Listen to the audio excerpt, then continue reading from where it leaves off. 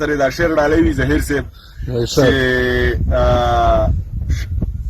خبت قسمت یم شک مې په خپل ځان پیدا شي چې زه یار کم بیا شپږ سوه یاران پیدا شي.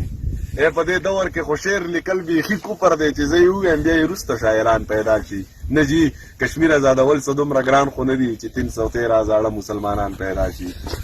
نه جي کشمیر ازادول څه دومره ګران خو نه دي چې 313 زاړه مسلمانان پیدا شي. او ظهیر صاحب یو څو شعرونه دې ورته نور هم ډالۍ وي چې ستوري د اسمان د شماره وتي دي مړې ستا یاران د شماره وتي دي. یو او دوه خو نه دی چې پوهه که مستې رقیبان د شماره وتي دي هر سړی زما په سر لګیا دی جي دومره شیطانان د شماره وتي دي. کلي کې یو ځای یم چې خوار یم کلي کې خانان د شماره وتي دي هر سړی د دې وخت چپو والی دی ځکه شاعران د شماره وتي دي. او ستا غمونه نور شمارلی نه شي ښه دا د ضمیر خان د شماره وتي دي. چې خوب مې لیدلی په خوبونو پسې اور بلېدو زما په ټولو ارمانونو پسې اور بلېدو ملا صاحبه چې له دغې خوب تعبیر به څه و تنې پرتې وې په سرونو پسې اور بلېدو.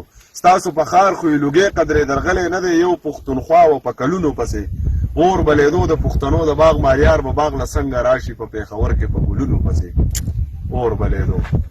د پښتنو د باغ مالیار به باغ له څنګه راشي په پېښور کې په ګلونو پسې اور بلېدو. د اختر ورځ او جړا د هدیرې نه راتله څه په زړو زړو یادونو پسې اور بلېدو. چې سپین رښتیا مې ورته وویل نو انجام یې دا شو ځکه مې نن په تصویرونو پسې اور بلېدو. ضمیره څنګ یې لیونې نه کړې او مړ یې نه کړې چې ته ولاړ وې او په شعرونو پسې اور بلېدو.